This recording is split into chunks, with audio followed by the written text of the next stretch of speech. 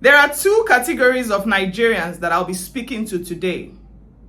The first category are those genuinely concerned Nigerians who wake up every morning, look at themselves, look at their families, look at the cost of living, and ask themselves, what exactly is happening to Nigeria?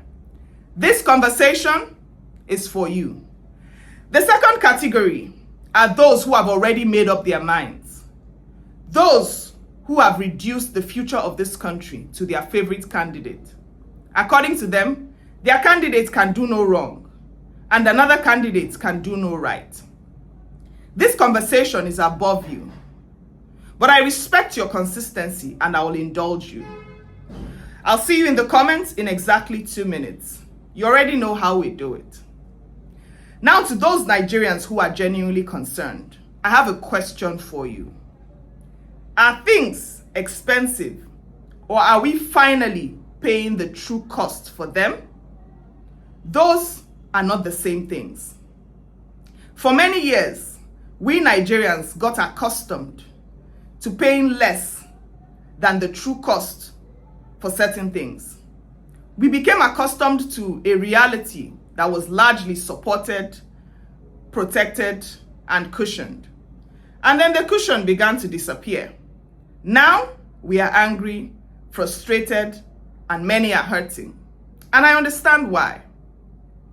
But listen, let me tell you, the question we must start to ask ourselves, honestly as Nigerians, is no longer how do we go back to getting things cheap?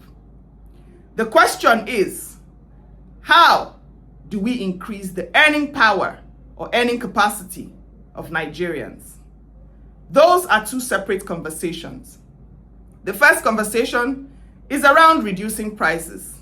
The second conversation is around increasing prosperity. Now, let's get this very clear. Government plays a major role. Government at every level. Federal level, state level, local government. Because jobs are not needed only in Abuja. Industries are not needed only in Lagos. Which is why states must start fighting to attract industries. Which is why states must start fighting to attract opportunities. Which is why states must start fighting to attract investments.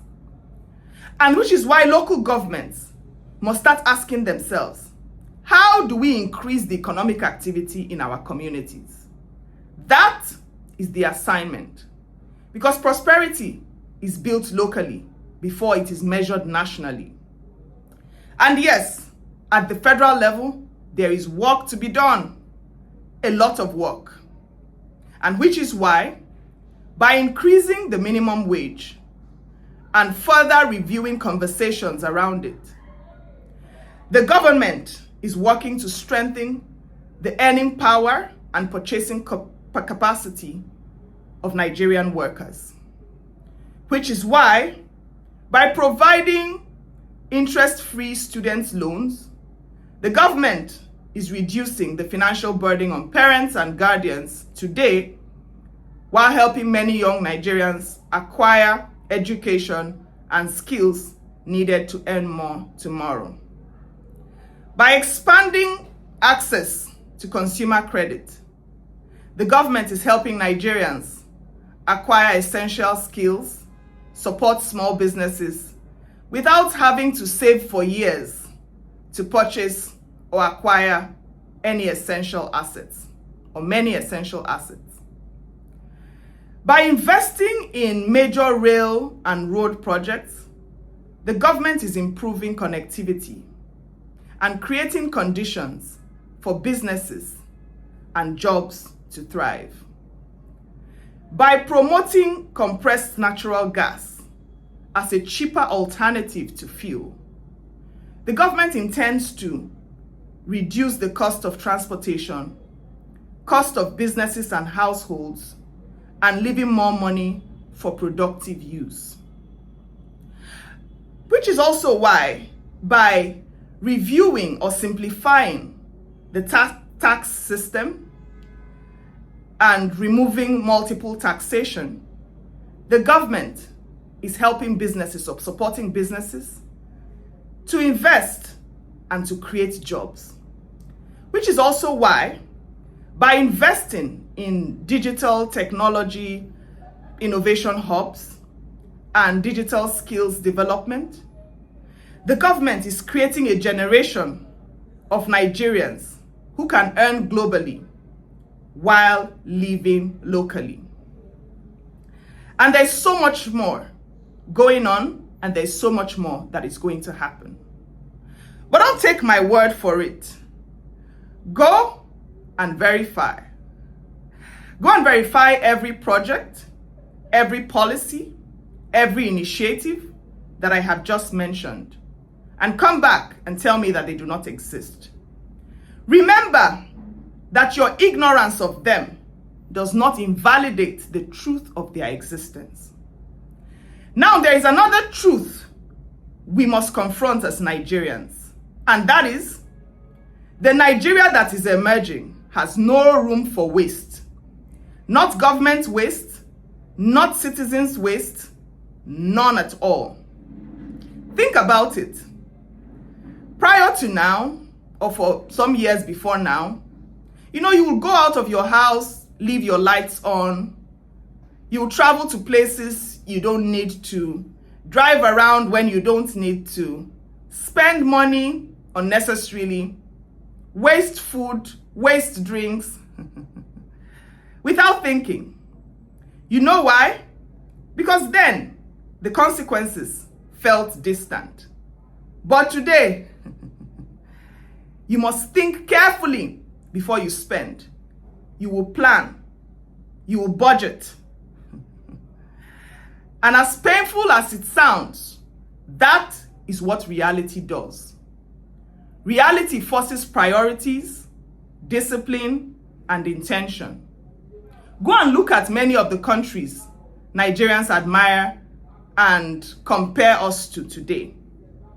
Their people work hard, 2 jobs, 3 jobs.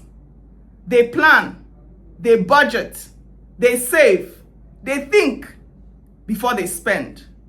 Not because they enjoy doing so, but because reality demands it. And that is where we are now. We also say we want a better Nigeria. Everybody wants a better Nigeria. But let me say this today. A better Nigeria will require better leadership and better citizenship. Both. Not one, both. You see, we're going to continue to hold the government accountable. We're going to continue to demand transparency, performance, results.